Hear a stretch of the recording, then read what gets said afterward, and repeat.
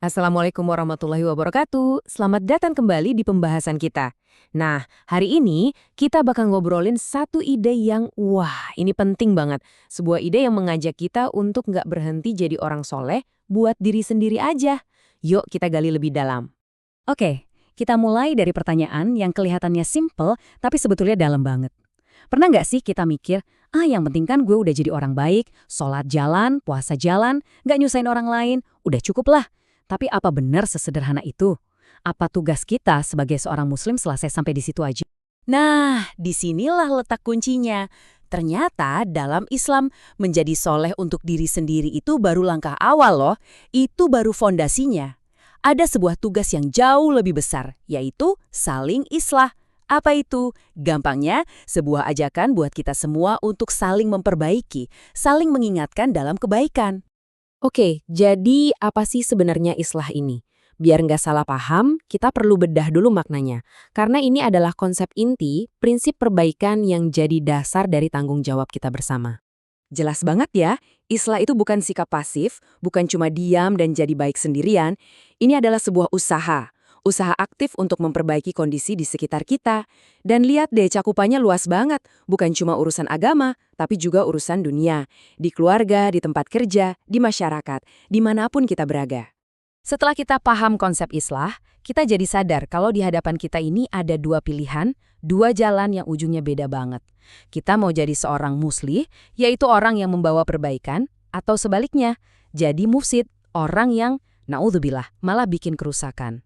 Pilihan ini benar-benar menentukan arah hidup kita. Coba deh perhatikan perbandingannya. Kontras banget kan? Seorang muslih, dia itu aktif berusaha menciptakan kebaikan atau kemaslahatan. Dan lihat ganjarannya. Allah langsung yang kasih petunjuk dan bimbingan. Di sisi lain, mufsid yang berbuat kerusakan, lihat konsekuensinya. Allah tidak memperbaiki amalnya. Ini berat sekali teman-teman. Amal baiknya bisa jadi sia-sia. Nah, kita fokus ke sisi yang baiknya ya. Jadi seorang muslim itu bukan berarti kita berjuang sendirian. Justru sebaliknya, ada janji pertolongan langsung dari Allah. Setiap langkah kita untuk memperbaiki keadaan, itu akan diberi petunjuk, akan dibimbing, dan langkah kita pun akan diteguhkan. Ini jaminan yang luar biasa kan? Kalau tadi itu ganjarannya, sekarang kita lihat motivasi terbesarnya. Karena motivasi ini datang langsung dari firman Allah di dalam Al-Quran.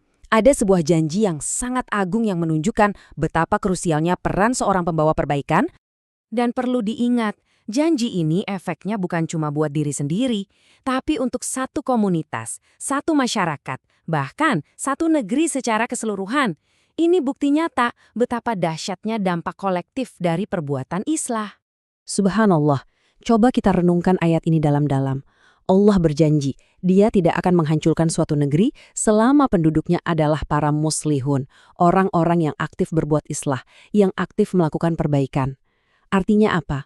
Keberadaan orang-orang yang peduli dan mau memperbaiki keadaan itu bisa jadi tameng, jadi pelindung bagi seluruh komunitas dari azab dan kebinasaan. Luar biasa kan? Oke, setelah kita tahu semua ini, sekarang pertanyaannya kembali ke diri kita masing-masing. Terus, peran saya apa? Peran Anda apa? Bagaimana kita bisa jadi bagian dari para muslihun yang dijanjikan kebaikan itu?